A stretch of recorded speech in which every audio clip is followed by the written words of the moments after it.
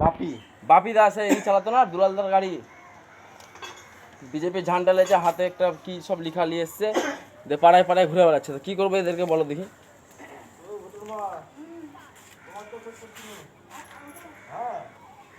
ঠিক আছে, তোমরা ঝান্ডা বন্ধ করো, ঝান্ডা বন্ধ করো। তোমরা কি ব্যানার দেওয়া?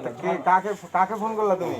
আমি আমার লোককে ফোন করেছি, তুমি ঝান্ডা বন্ধ করো। রাজু দা তোমাকে ভালো মতন বলছি, অজিতদাকে বলছি ঝান্ডা বন্ধ করো, লিখালিখি দাও, না তো কিন্তু ঝামেলা হবে।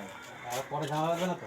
পরে ঝামেলা হবে না, তোরা বেরাবে না তো ঝামেলা নিয়ে? আমরা ঝান্ডা বেরো তখন তোমরা আমরা মানুষের আবার মানুষের কি সবাই মানুষের কাজ করছে তো তুই মারামারি করবা বলছো? তুই আমি বলেছি মারামারি করব, তুই বলছিস মারামারি করব। ঝান্ডা নিয়ে যাওয়া হবে না। না আবার সেই কথা কি বলছিস তুই?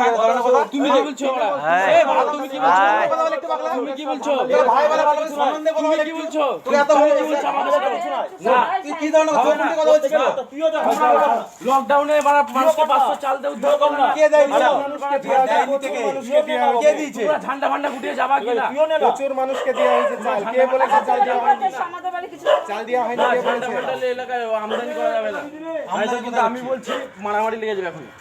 আমি ভালো কথা বলছি। সে ঠিক আছে, ঠিকাদারি বলেছিস? ওই অবধি হ্যাঁ, আমি তো ঠিক আছে বলছি, বিজেপির কোনো অস্তিত্ব থাকবে না। আচ্ছা ঠিক আছে, ওর সাথে দেখা যাবে পরের ওটা কি ধরনের কথা বলছিস এটা?